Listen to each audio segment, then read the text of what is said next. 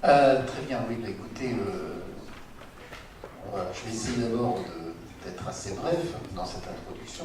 C'est juste pour le temps de trouver la projection, le PowerPoint. Il est exact que quand on m'a proposé ce sujet de résilience, ça m'a posé un petit problème technique. C'est que le mot résilience n'existe pas d'un point de vue historique.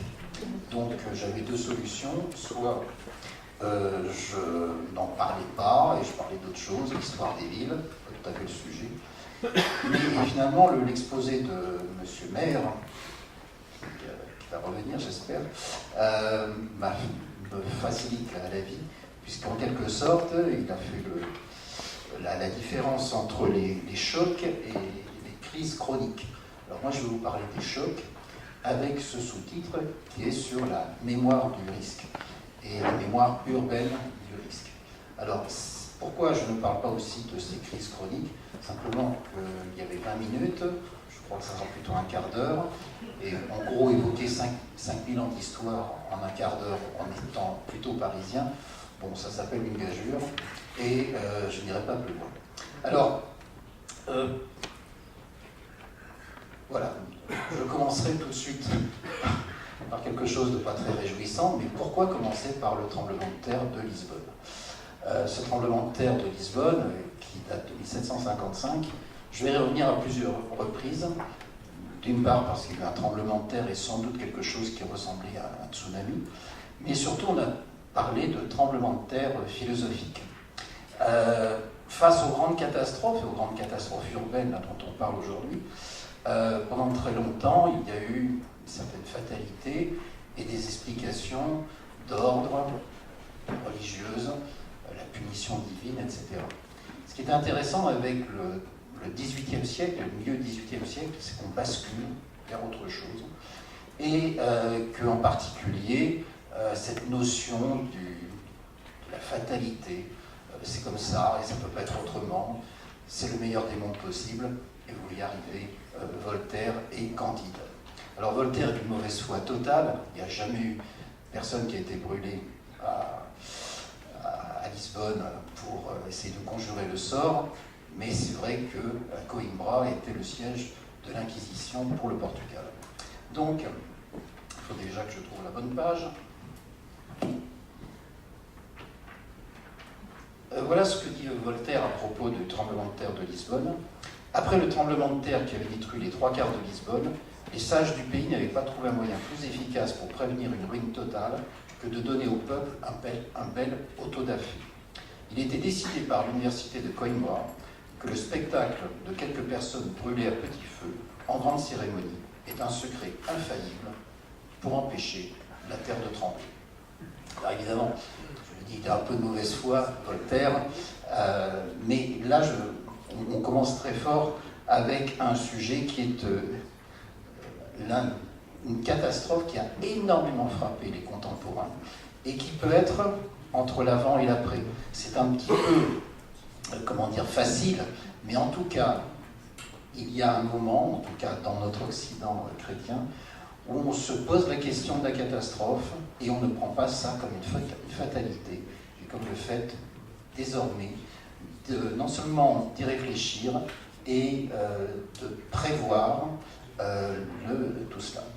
Alors, je ne vais pas vous faire une espèce de martyrologue qui n'en finirait pas avec toutes les catastrophes sur les villes. Un certain nombre ont été évoquées, mais certaines n'ont été pratiquement pas évoquées.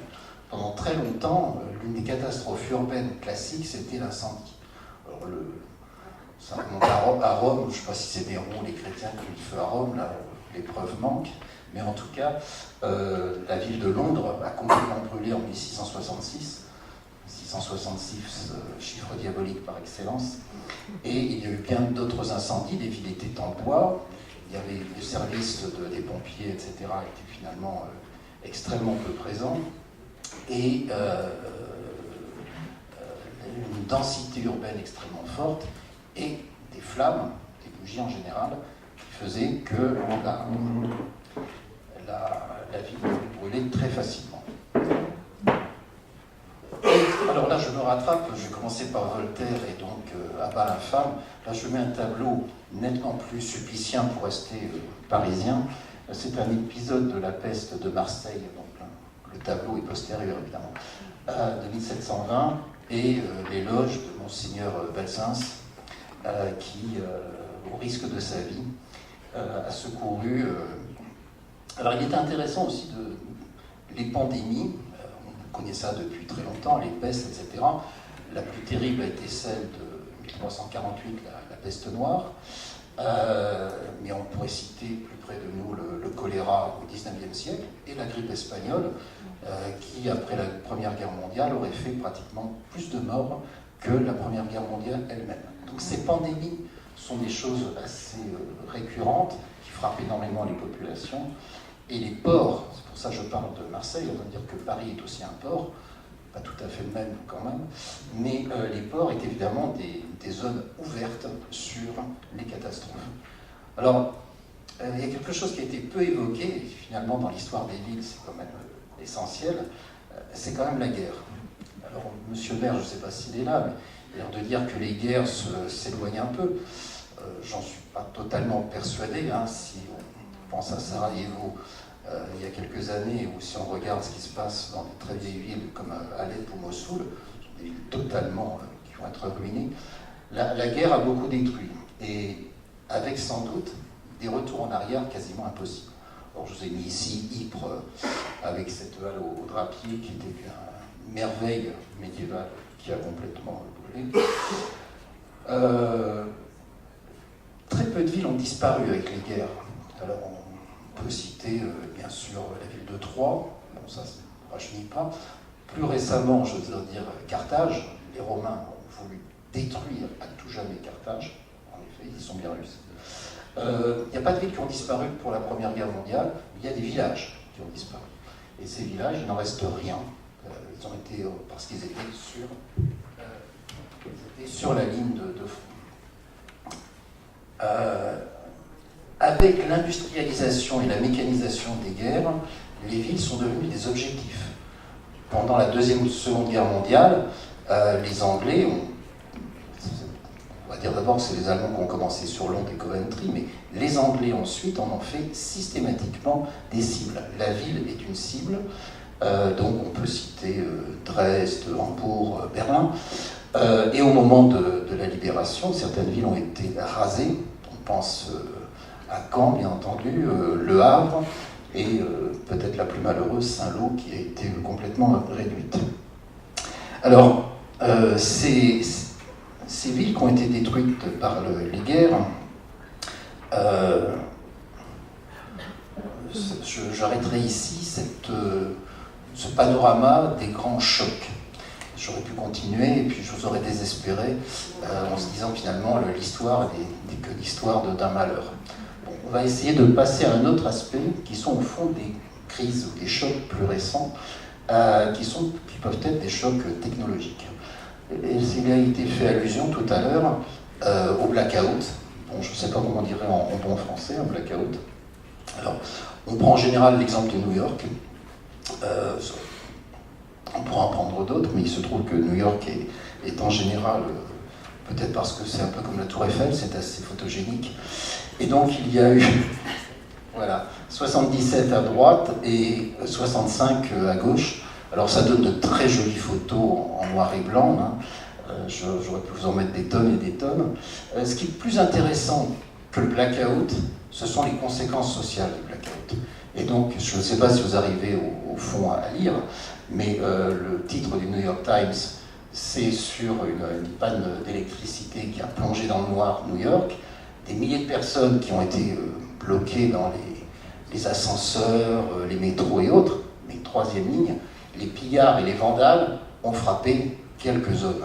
C'est-à-dire que cette interruption de la lumière, c'est aussi un révélateur de dysfonctionnement, d'inégalité, de pression sociale prête à éclater.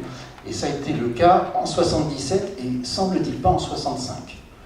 À 12 ans d'intervalle, vous n'avez pas les mêmes réactions dans les villes. Alors, je ne suis pas un spécialiste des États-Unis, mais c'est quand même intéressant de voir comme ça ce décalage. En tout cas, le pillage lié à ce qui fait notre civilisation, c'est-à-dire la lumière perpétuelle, est quelque chose d'une véritable angoisse urbaine. Et je pense que les Américains ont été assez traumatisés par les événements de 1977. Pour être très juste, il y a d'autres villes qui ont connu des blackouts. Paris, mais c'était 2 jours, c'était en 1979. Il y a eu quelques blackouts plus récents, mais le plus beau, c'est celui qui est arrivé en Inde en 2012 ou 2013, qui a plongé dans le noir 300 millions de personnes. C'était pas tellement la lumière qui posait un problème, c'était pas tellement les feux rouges, parce que les embouteillages, ça n'a pas changé. Non, c'était la signalisation électrique pour les trains. Sans signalisation électrique, il n'y avait plus de train, et dans un pays comme l'Inde, c'était une vraie catastrophe. Donc là aussi, on voit un petit peu, ça a déjà été évoqué, l'enchaînement de ces réseaux qui sont solidaires et par eux. Moi, je me rappelle qu'en 1978, je n'avais pas pensé que les pompes à essence étaient électriques, ce qui fait que je suis rentré chez moi puisque je n'avais plus d'essence. Alors, si on réfléchit, donc, est-ce qu'il y a eu, en dehors, si on le laisse de côté, l'aspect c'est notre faute, notre très grande faute, etc., il n'empêche qu'il y a eu quand même des tentatives de prévention dans un certain nombre de civilisations. On a évoqué Rome à plusieurs reprises. Rome, c'est intéressant, non pas parce que c'est de l'Antiquité, mais parce que c'est la plus grande ville antique. On pense qu'elle a 1 million d'habitants, mais c'est surtout un État. C'est un État structuré qui domine des réseaux, par exemple le réseau de transport, les voies romaines, et on sait que les Romains sont des hydrauliciens tout à fait excellents. Et maintenant, l'archéologie qui autrefois essayait de trouver plutôt des souvenirs de temples ou de Domus Aurea ou je ne sais quoi, s'intéresse aussi un petit peu au quotidien. Et là, je ne suis pas évidemment antiquisant, ça je m'appuie sur les travaux d'autres.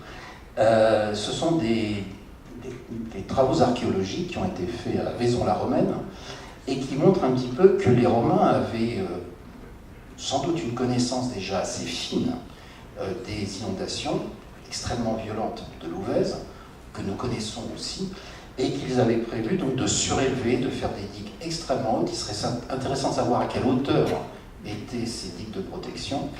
Et là, vous avez une reconstitution. Alors, la digue est tombée, enfin, je veux dire, le parapet est tombé. Ça paraît bizarre d'être horizontal, normalement, il doit être vertical. Et donc, là, vous avez... Bon. Il faut aussi penser dans une autre région.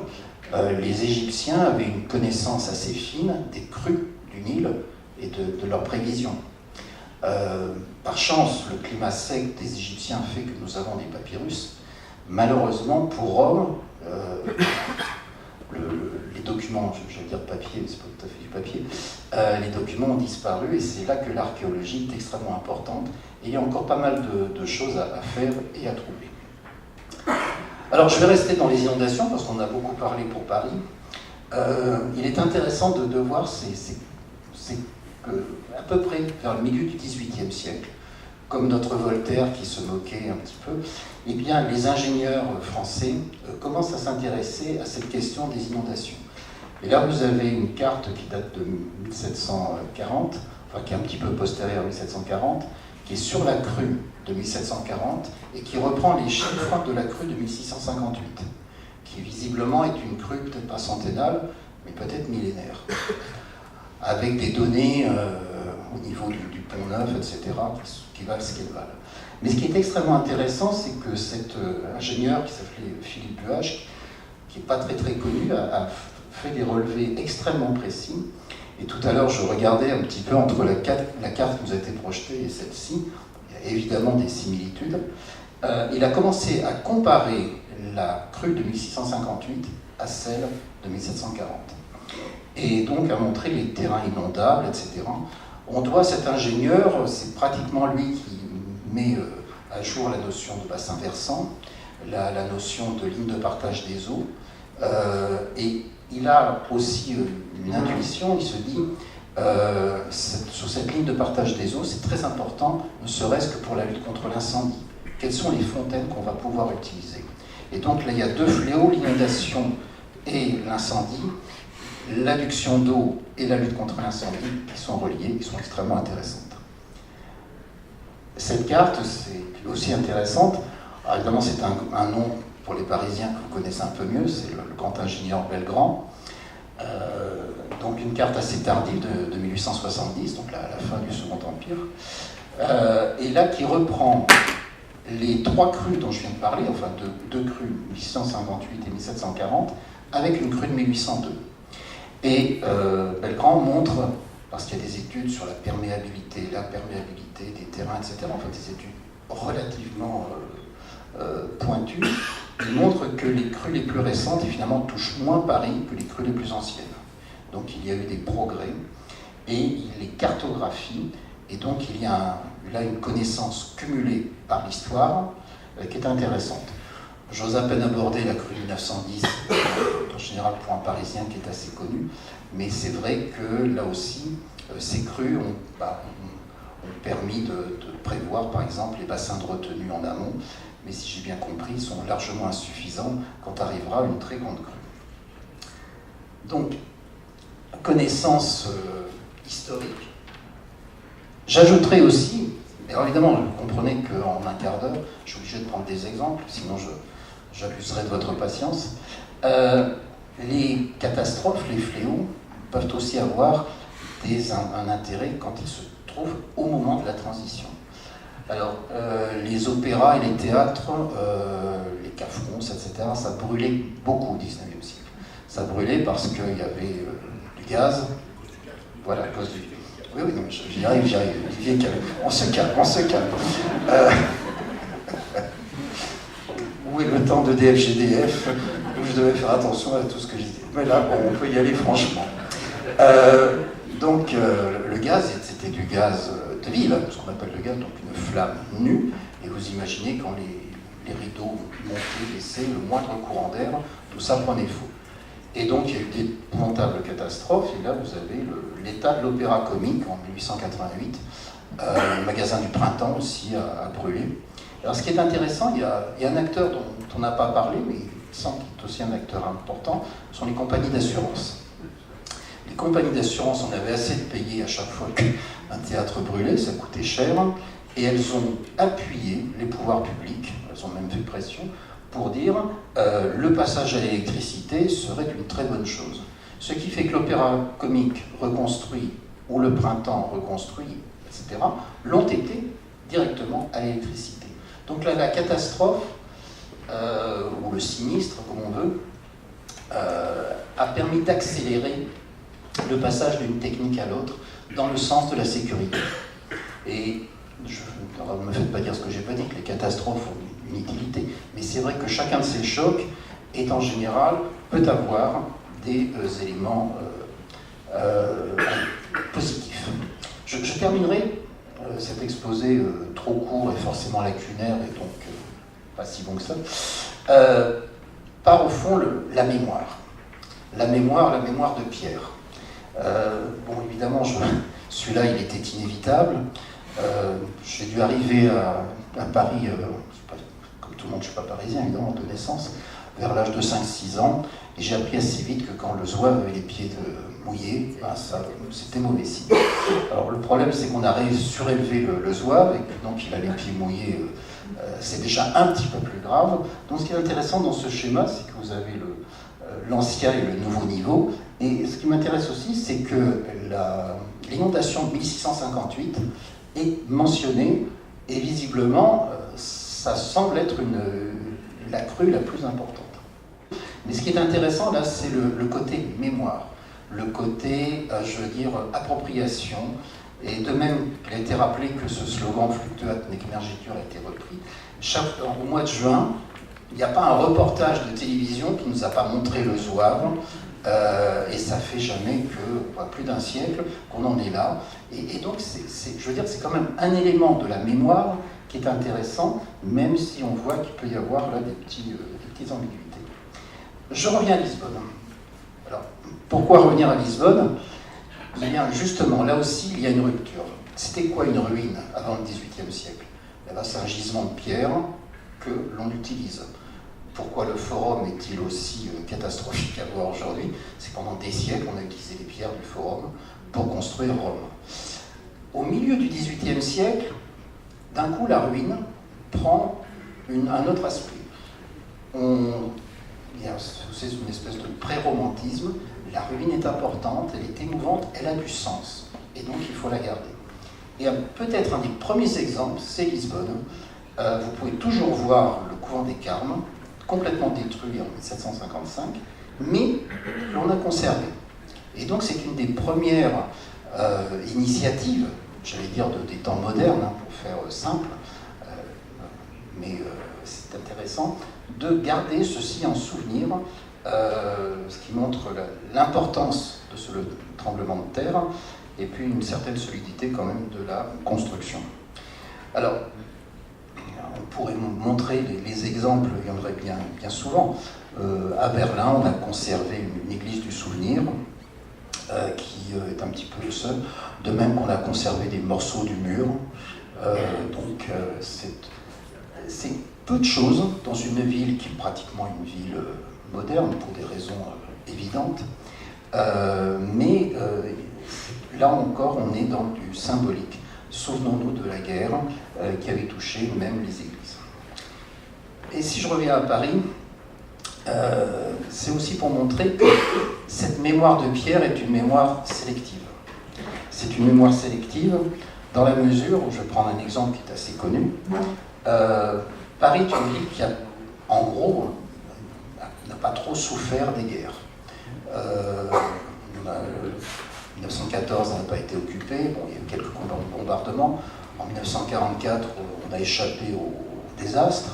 Et donc c'est une ville qui est à peu près passée au travers, sauf pour la commune de Paris, où il y a eu des combats dans Paris pendant extrêmement féroces, et où certains communards ont mis le feu à quelques monuments.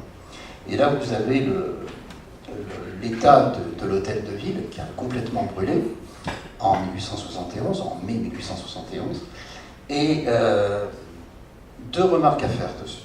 D'une part, la décision de reconstruire à l'identique. Bon, vous avez juste évidemment l'hôtel de ville dans l'œil, vous voyez à peu près ce que ça a donné, mais en même temps, il y a quelque chose qui ne reviendra pas, c'est que toute la mémoire, l'état civil de Paris a brûlé, et que Paris est une ville qui n'a plus de mémoire. Remonter, faire de la généalogie à Paris avant 1870 est possible, il y a tout un travail qui se fait par les registres paroissiaux et autres, mais c'est une ville qui a perdu sa mémoire. Donc, on parlait de résilience, il y a malgré tout des éléments qui ne reviennent pas complètement. Si je prends une ville comme Varsovie, le centre de Varsovie a été reconstruit à l'identique, mais que ce soit Varsovie, Lisbonne ou autre, il y a quelque chose qui aura disparu. Lisbonne n'a pas été repeuplée par la même population, et Varsovie manquera une partie de la population, qui est tout simplement la population juive qui a disparu. Donc, résilience des villes, à l'échelle de l'histoire, ça peut être... Il faut nuancer. Et ça sera, je crois, oui, c'est ma dernière diapo, donc ça pourrait être, pour les personnes qui passeront après moi, je ne veux pas trop déborder. Pourquoi je dis mémoire sélective? Là, vous avez une vue qui est intéressante parce qu'il montre Paris en mai 71. C'est une vue, bien sûr, totalement imaginaire, mais qui montre les différents incendies. La rue de Rivoli est en train de flamber. Les combats à l'est de Paris perdurent. Il y a la Cour de justice, il y a l'hôtel des Monnaies, l'hôtel de la Légion d'honneur qui brûle. Et il y a surtout devant nous les Tuileries. Or, c'est intéressant parce que les Tuileries, j'aurais pu vous montrer des photos, on aurait pu parfaitement les reconstruire. Et on ne l'a pas fait. L'explication est simple. Le régime qui succède au Second Empire, c'est la République. Bon, c'est quoi les Tuileries? C'est la monarchie, c'est l'Empire. Il n'est pas question de mettre un centime dans le souvenir de la monarchie. L'hôtel de ville, c'est du Perron. L'hôtel de ville, c'est la ville des Parisiens, c'est la maison des Parisiens, donc on va la reconstruire. Ce qui fait que, évidemment, à la place, vous aurez cette perspective qui est finalement pas vilaine et qui ouvre sur l'axe majeur de Paris. Mais tout ça pour dire que la mémoire de Pierre est aussi la reconstruction, les ruines, c'est une sélection et qui peut être aussi parfaitement politique. Alors, en guise de conclusion, je crois que, premier point, Il est nécessaire, et les historiens, les géographes, les sociologues, etc., les archéologues, sont là aussi pour dire garder la mémoire du risque. La vie n'est pas la ville, y compris Paris, ont traversé des épreuves. Ces épreuves n'ont pas, je veux dire, la vie n'est plus identique, mais il y a un certain nombre de ressorts qui font que ces villes continuent à se développer. Ce n'est pas le cas de toutes les villes. Il y a des villes qui ont été touchées à tout jamais par des destructions qui n'ont pas connu la croissance qu'elles pourraient avoir. Le deuxième point, je m'appuie sur un article qui était intéressant, un article de deux historiens qui ont travaillé sur les catastrophes, et qui disait qu'au fond, il y a deux façons de sensibiliser les populations. Il y a les Japonais et les Européens. Les Japonais, ils ont le sens du risque parce que tremblement de terre, tsunami, ça fait partie de leur culture. Les petits Japonais savent que faire en cas de tremblement de terre, comment se protéger de terre. Le risque fait complètement partie de leur vie. Et l'actualité leur a montré. À l'inverse, mais ça on peut en discuter, le risque a été confié aux experts dans les pays occidentaux. Ce qui veut dire que peut-être la population en est moins sensible, et surtout quand les experts comme aujourd'hui sont systématiquement remis en cause, eh bien on se trouve dans une position qui peut être difficile. Le troisième point qui est évident, c'est que la catastrophe est révélateur de l'état d'une ville, d'une nation et de toutes ses ambiguïtés. Ce que j'avais montré tout à l'heure pour New York est évidemment intéressant. Je veux dire, le fait que une ville soit plongée dans le noir, c'est déjà arrivé dans des villes européennes, ça ne s'est pas systématiquement terminé par des pillages. Donc il y a quand même quelque chose de... donc connaître les craintes, les attentes, les paradoxes, les contradictions d'une société, c'est le rôle des sciences humaines dont je fais partie. Et donc une approche globale est nécessaire, y compris pour l'histoire, mais non seulement pour l'histoire longue durée, mais parfois de façon très concrète. C'est-à-dire que les archives qui nous montrent les inondations du passé, les incendies, prenons le cas de la montagne, tous les éboulements, les avalanches, etc. C'est un matériau qui n'est pas toujours facile à analyser, mais qui est tout à fait essentiel. Voilà, j'ai sans doute été trop long et à la fois trop caricatural. Merci.